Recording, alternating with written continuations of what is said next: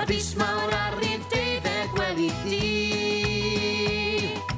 Tybed faint o'r gloch ydi hi. Ar bar rif mae bis bach y cloc. Os edrychwn ni'n ofalus, gawn ni weld toc. Mae'n 8 o'r gloch, mae'n amser godi.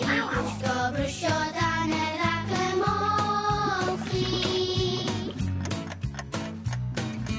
Bwyd a brecwast wedyn brwsio gwach. Ac i ffwrdd â ni'r ysgol ar haf. Mae'r bis mawr ar rif 12 weli di.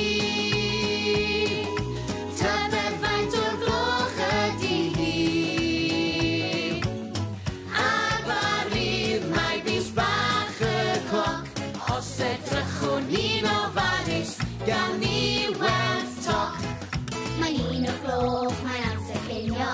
Tybed beth mae dadi di goginio.